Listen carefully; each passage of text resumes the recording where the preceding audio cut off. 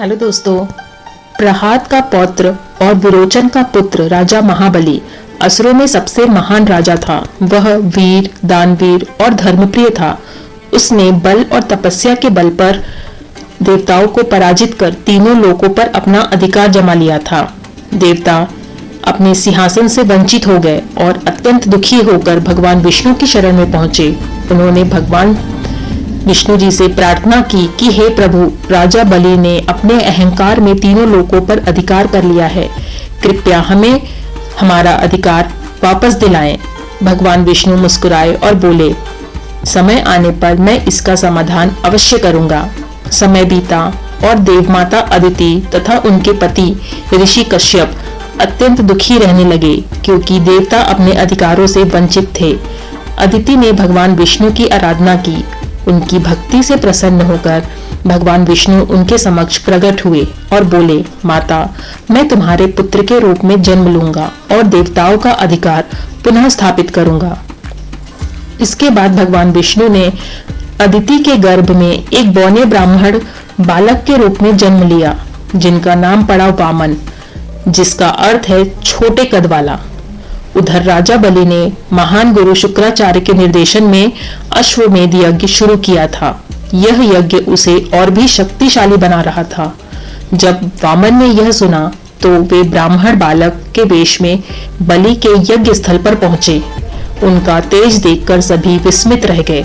राजा बलि ने स्वयं उठकर उनका स्वागत किया और कहा, हे ब्राह्मण देव, आप मुझसे जो भी मांगना चाहते हैं कृपया करके मांग लीजिए, मैं आपको दान अवश्य दूंगा।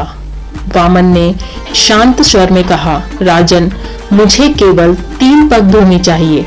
बलि हंसने लगा, इतना सा दान? मैं आपको बहुत अधिक दे सकता हूँ। सोना, रत्न, भूमि, आप जो भी चाहे मांग सकते हैं। लेकिन वामन बोले, मैंने जो मांगा है मुझे वही चाहिए, 3 पग भूमि, इससे अधिक और कुछ भी नहीं। तब राजा बलि वचन देने लगे तो उनके गुरु शुक्राचार्य ने उन्हें चिताया, राजन, यह कोई साधारण बालक नहीं है, यह स्वयं भगवान विष्णु हैं, जो देवताओं की सहायता के लिए आए हैं। यदि तुमने इसे वचन दे दिया तो तुम सब कुछ खो दोगे।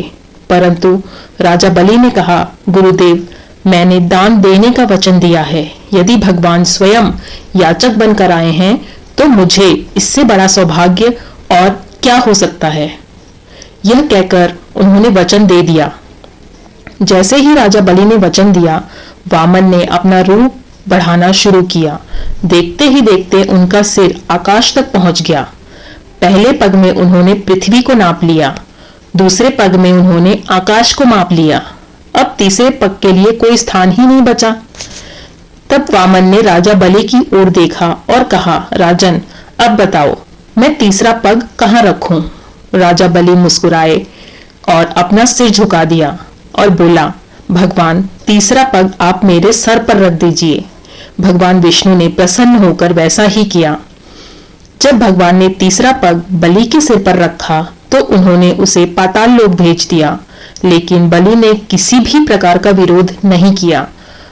उसकी भक्ति, निष्ठा और वचन पालन देखकर भगवान विष्णु अत्यंत प्रसन्न हो गए और बोले, राजन, मैं तुम्हारे सत्य और दान की भावना से प्रसन्न हूँ।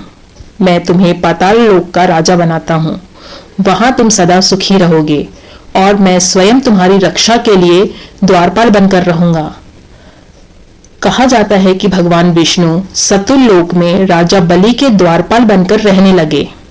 तो दोस्तों, इस कथा का संदेश यह है कि अहंकार का अंत विनम्रता से ही होता है। सच्चा बल दान और धर्म में है, न कि विजय में। भगवान विष्णु अपने भक्तों के प्रति सदैव करुणामय होते हैं।